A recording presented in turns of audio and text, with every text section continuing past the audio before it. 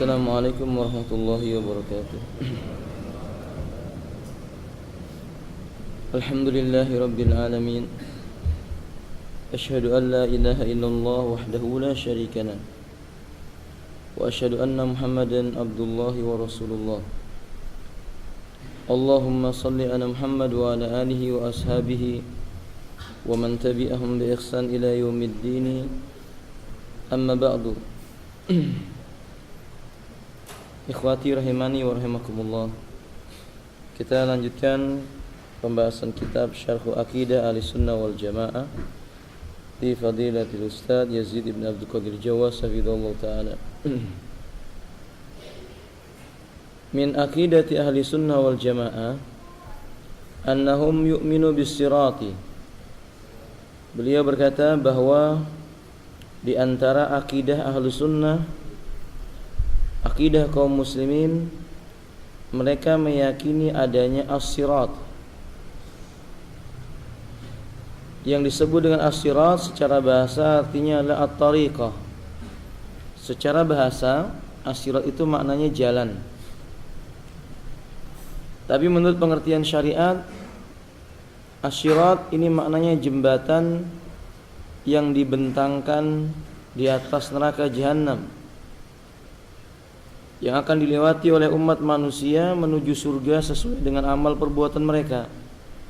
Diterangkan hal ini di dalam kitab At-Tanbihatul Latifah pada halaman yang ke-71 sampai dengan 72. Juga dalam kitab Syarh Ulum-Atil I'tiqad halaman yang ke-126. Maka Ahlussunnah meyakini hal ini tanpa keraguan sedikit pun, berdasarkan firman Allah tabaraka wa taala, wa in minkum illa wariduha kana ala rabbika hatman maqdiya summa nunajjil ladina taqaw wa nadarud zalimina fiha jisiyya. Allah mengatakan, dan tidak ada seorang pun dari kalian wa in minkum illa wariduha, melainkan akan mendatangi neraka itu. Kana ala rabbika hatman maqdiya, yang demikian itu bagi Rabbmu adalah suatu hal yang mesti, yang sudah ditetapkan. Summa nunajjil ladina taqaw, kemudian kami akan menyelamatkan orang-orang yang bertakwa. Wa nadharudz zalimina, dan membiarkan orang-orang yang berbuat zalim fiha jisiyya, masuk ke dalam neraka dalam keadaan berlutut. Ketika ayat ini dibacakan, maka Abdullah ibn Mas'ud, kemudian juga Imam Qatadah, Zaid ibn Affan, sahabat Qatadah, Zaid ibn Aslam radhiyallahu ta'ala an, menafsirkan bahwa yang dimaksud dengan as-sirat, bahwa yang dimaksud dengan wa inna minkum illa wariduha kana ala rabbika hatman maqdiya, maknanya adalah di mana mereka nanti akan melewati asyirat, jembatan yang terbentang yang berada di atas neraka jahanam. Barang siapa yang dia diselamatkan oleh Allah, maka dia akan masuk ke dalam surganya Allah tabaraka wa taala. Wallahu a'lam bishawab. Demikian pula sahabat Ibnu Abbas dan yang lainnya menafsirkan artinya adalah jembatan di atas neraka jahanam. Adapun Rasulullah sallallahu alaihi wasallam, beliau menyebutkan tentang as-sirat. Beliau katakan secara makna, awwalu man yamsi 'ala sirati katarfat 'ainin, yang pertama kali melewati sirat ini cepatnya seperti kerdipan mata. Bahkan ada yang secepat kilat. Kemudian kata beliau berikutnya secepat angin, seperti burung yang terbang, seperti orang yang berlari, lalu seperti orang yang berjalan, dan ada pula seperti orang yang merangkak. Maka Nabi SAW berkata, ya Allah selamatkanlah umatku, ya Allah selamatkanlah, ya Allah selamatkanlah. Wallahu ta'ala alam bisawab. Berdasarkan hadis yang dikeluarkan oleh Al-Imam Al-Bukhari ini, maka Ahlussunnah meyakini as-sirat itu ada, bukan sebuah kiasan. Dan mengingkari as-sirat ini sama dengan mengingkari datangnya yaumil qiyamah. Beriman dengan hari kiamat berarti maknanya juga beriman dengan adanya as-sirat. Sebagian ulama menyebutkan tentang firman Allah, ihdinas siratal mustaqim, berikan kepada kami hidayah, hidayah menuju jalan yang lurus.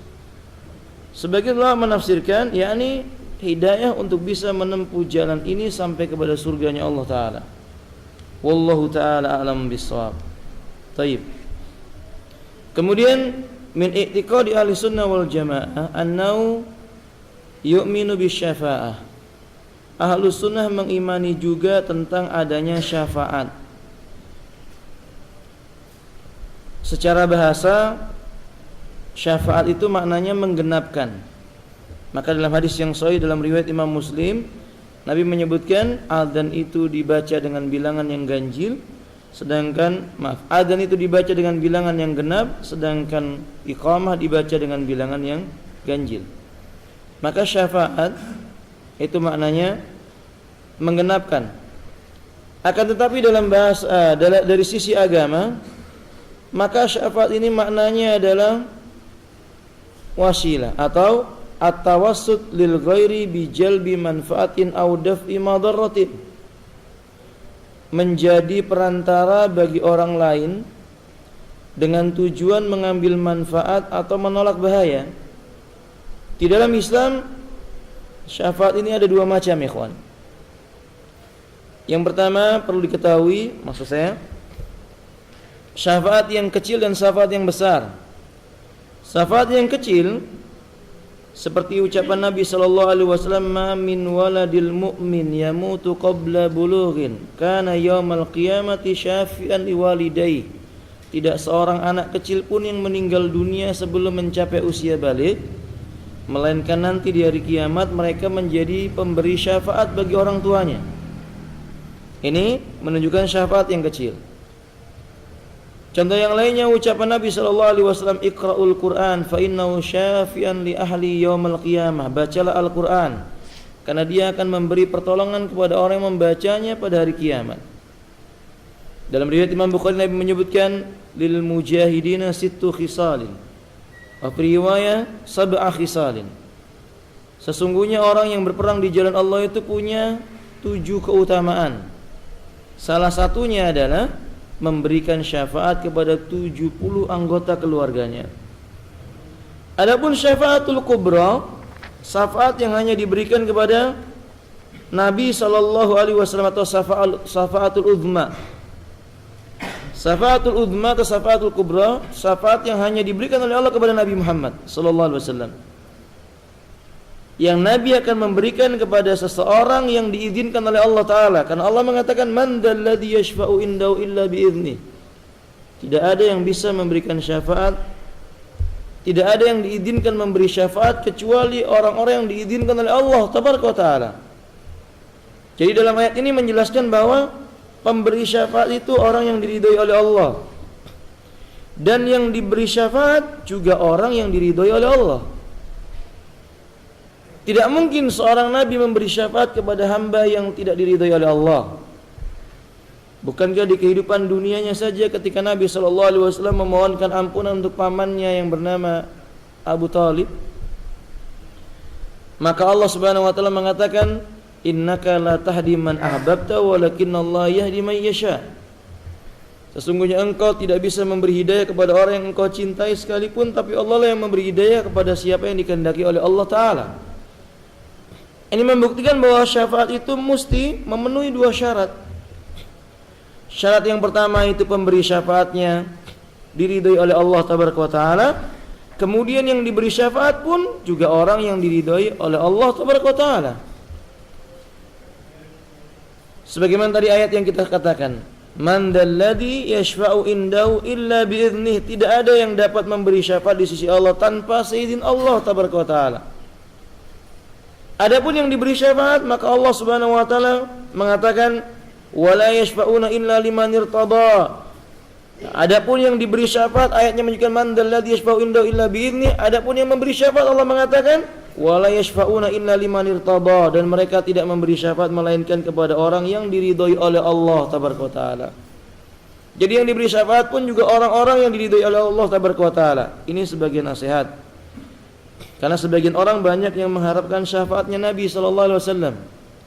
Tetapi jalannya melalui jalan yang dibenci oleh Nabi sallallahu alaihi wasallam, bahkan diharamkan oleh Nabi.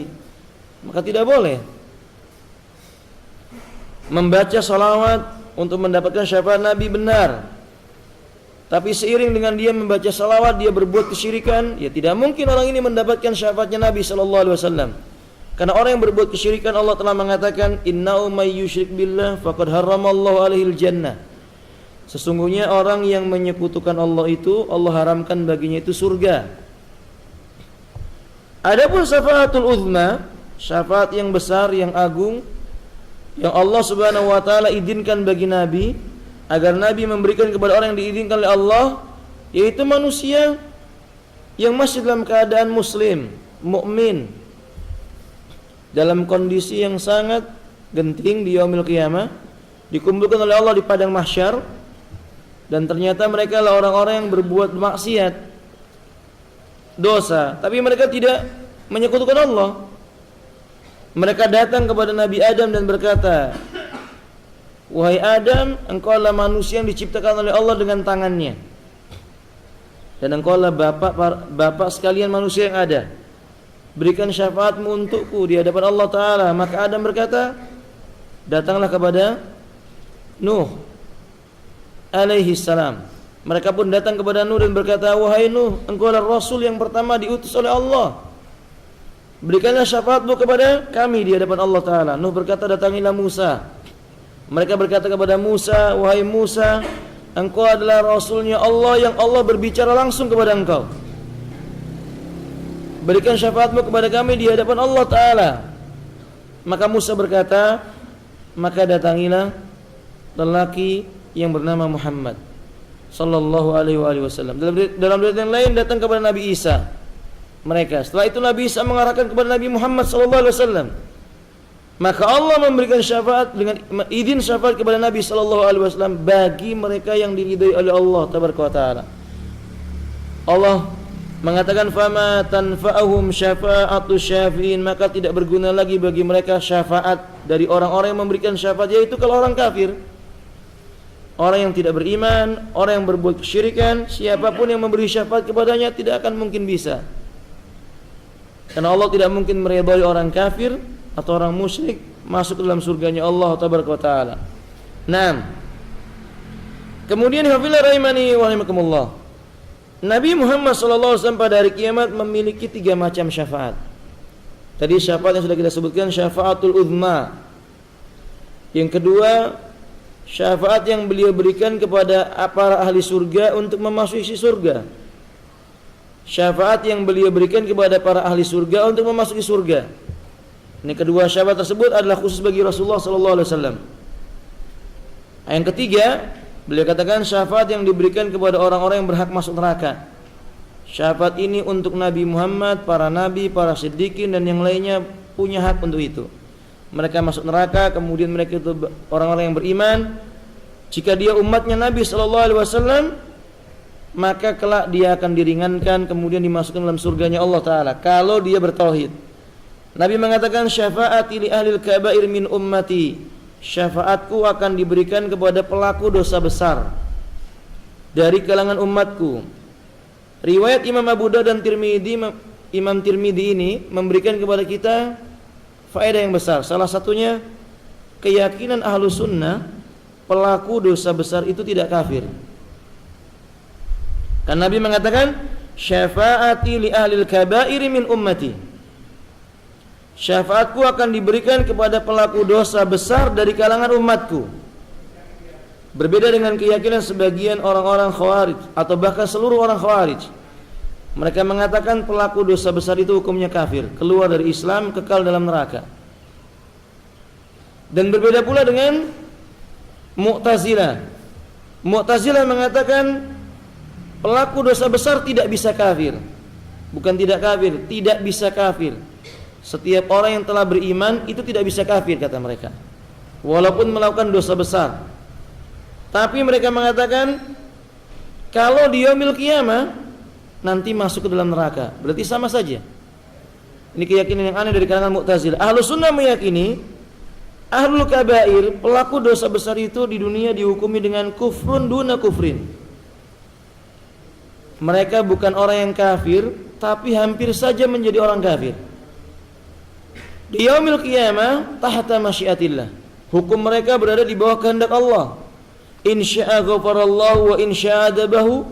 Bila Allah menginginkan mengadabnya, maka Allah akan adab dia. Bila Allah menginginkan mengampuninya, maka rahmat Allah itu sangat luas, Allah akan mengampuninya. Salah satunya melalui syafaatnya Nabi sallallahu alaihi wasallam. Jadi ini bantahan bagi sebagian orang yang mengatakan bahwa setiap pelaku dosa itu hukumnya kafir. Hadis ini yang kedua juga memberikan faedah kepada kita bahwa syafaat Nabi khusus buat mereka. Tapi ini bukan berarti seorang mukmin kemudian seenaknya saja dia berbuat dosa besar. Karena sekali lagi syafaat yang Nabi berikan itu dengan izin Allah Ta'ala. Sekali lagi dengan izinnya Allah Ta'ala. Walaupun ketika Nabi memohonkan pertolongan, ampunan kelak di yaumil qiyamah, Allah akan memberikannya. Tapi tidak pantas bagi seorang mukmin kemudian dia meremehkan hal ini, lalu dia berkata, toh nanti dapat syafaatnya Nabi. Wallahi ya ikhwati, jika manusia dijilat oleh api neraka, maka neraka yang paling rendah itu seperti neraka di mana Abu Talib ditempatkan di sana, begitu kakinya diletakkan maka mendidih sampai kepada otaknya seketika itu juga. Nasallallahu taala as-salama wal afiyah. Makanya ikhwati rahimani wa rahimakumullah, tidak sepantasnya mereka meremehkan tentang masalah hal itu. Catatan penting. Adapun sebagian orang memohon syafaatnya Nabi tidak dengan cara-cara yang dituntut oleh Nabi, ini keliru. Bila mencari syafaatnya Nabi dengan cara yang dianjurkan oleh Nabi, Nabi mengatakan, man shalla alayya salawatan, barang siapa yang dia membaca untukku satu buah salawat, maka halun lahu syafaati yaumil qiyamah, Allah halalkan bagiku untuk memberikan syafaat kepadanya di yaumil qiyamah. Maka dia halal mendapatkan syafaatku di yaumil qiyamah. Nabi sallallahu alaihi wasallam mengatakan, as'adun nasi bi syafaati yaumil qiyamati man qala la ilaha illallah khalisan min qalbi. Manusia yang paling berbahagia mendapatkan syafaatku di yaumil qiyamah, mereka yang mengucapkan kalimat la ilaha illallah tulus dari hatinya, tidak bercampur dengan kesyirikan. Maka barang siapa mencari syafaatnya Nabi dengan cara menjauhi kesyirikan, memerangi kesyirikan, mempertahankan tauhid dalam dirinya, maka ini benar. Mencari syafaatnya Nabi SAW dengan cara mengikuti sunnahnya Nabi, maka ini benar. Karena Allah Subhanahu wa taala mengatakan, "Qul in kuntum tuhibbunallaha fattabi'uni." Katakanlah hai Muhammad, jikalau kalian benar-benar mencintai Allah, maka ikutilah jalanku. Ketika Nabi ditanya oleh salah seorang sahabat, "Wahai Rasulullah, di mana kedudukanku kelak di yaumil qiyamah bersama denganmu?" Maka Nabi menjawab, "Al-mar'u ma'a man ahab." Manusia di yaumil qiyamah dikumpulkan bersama dengan orang yang dia cintai. Rasa cinta itu mesti diikuti dengan bukti. Di antara buktinya mengikuti sunnahnya. Maka barang siapa dia mengikuti sunnahnya Nabi SAW, maka ini termasuk usaha untuk mendapatkan syafaatnya Nabi, supaya bisa dikumpulkan bersama Nabi SAW di yaumil qiyamah kelak. Ini benar. Adapun mencari syafaat Nabi SAW dengan membaca amalan-amalan yang tidak dicontohkan oleh Nabi, tidak mungkin dia akan mendapatkan syafaatnya Nabi. Terutama ketika amalan tersebut berbau kesyirikan. Jika amalan itu bukan amalan yang datang dari Nabi, maka Nabi mengatakan, man amila amalan laisa alaihi amruna fahuwa raddun. Jika amalan itu bukan dari sunnah Nabi, Nabi mengatakan, barang siapa yang mengerjakan amal yang amal itu bukan datang dariku, amal itu menjadi tertolak. Allah Subhanahu wa taala mengatakan, "Wa may yushakkikir rasula min ba'di ma tabayyana lahul huda wa yattabi ghayra sabilil mu'minin nuwallihi ma tawalla wa nuslihi jahannama wa sa'at masira."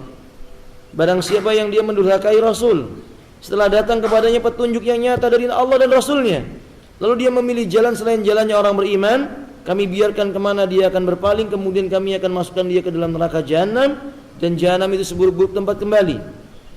Bagaimana mungkin orang yang menyelisih sunnah, menyakiti Nabi, meninggalkan sunnah, memilih perbuatan bid'ah, kemudian dia berkata, aku ingin mendapatkan syafaatnya Nabi.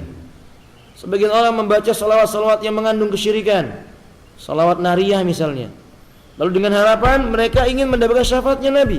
Bagaimana mungkin Nabi akan memberi syafaat kepada orang yang menyekutukan Allah tabaraka wa taala? Nah, sebab itu ikhwati rahimani wa rahimakumullah, syafaat dicari dengan jalan yang diridhai oleh Allah tabaraka wa taala. Naam. Adapun orang Khawarij dan Mu'tazilah, mereka mengingkari adanya syafaat bagi orang yang berbuat dosa besar. Menurut mereka kekal dalam neraka, tidak bisa keluar dalam neraka selama-lamanya. Ini kelompok yang sesat dan menyesatkan. Yang Nabi mengatakan yaqra'unal Qur'an wa la yujawizu nazira, mereka itu membaca Quran tapi tidak melewati kerongkongan-kerongkongan mereka. Mereka salah dalam menafsirkan Quran. Yamruquna minad din kama yamruqu sam minar ramiyah. Terlepasnya mereka dari agama ini, menyimpangnya mereka dari agama ini seperti lepasnya anak panah yang tidak mengenai sasarannya. Wallahu taala alamu bissawab. Naam.